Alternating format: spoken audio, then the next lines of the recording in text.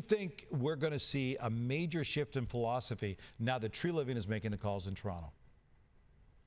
I think over time you may see that with Brad Treliving, but obviously it's not the priority right now for Brad Treliving. Why? Because Ilya Samsonov is an RFA. Yes, you need to look at a contract, but there also, I expect a lot of goalie movement this summer with some higher-end goaltender being available through either trade markets or free agency. So if you're Brad Treliving, you may be looking at saying, okay, how can we make the crease stable and better moving forward? I think Samsonov was great last year, but you could always upgrade, right? So we'll see. I fully expect the Leafs to start next season with Ilya Samsonov and Joseph Woll. I think that would be the better tandem.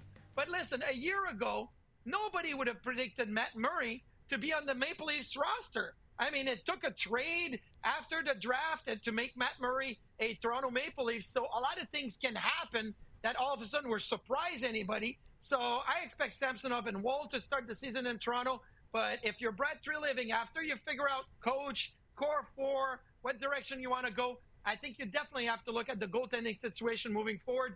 And he's done a great job at that. So I expect that we may see a few surprises this year with the goalie market. For the Toronto Maple Leafs to take the next step, okay, what they've got right now with Woll and Samsonov in the regular season, they'll be fine. At least everything we've seen so far, they'll be fine. But is that enough goaltending to take you deep into the playoffs, or do you need to seriously say, we need to take somebody's big salary, move it, bring in some younger prospects, and use some of that cash to upgrade a net if you can indeed upgrade between the pipes? It's, again, the copycat league, Gino. Well, what do you want? Do you want to be $10 million Sergei Bobrovsky in the Florida Panthers and think that's the way to go? Or the Vegas Golden Knights and Adin Hill and say, hey, we could get by with $1.5 million, $2 million goaltender. I don't think Samsonov is only $1.5 million, $2 million goaltender, but still, I do believe that you have to make a decision when it comes to the Toronto Maple Leafs and what is the philosophy and the history of Brad Treliving and saying, look, we need a stud goaltender. And Samsonov was working towards that way last season with the Toronto Maple Leafs. But maybe the stud is Joseph Woll, who was really good with the Toronto Marlies this year. Now he's still young. So maybe just you're not saying, yet, though, I right, got to Marty? buy time.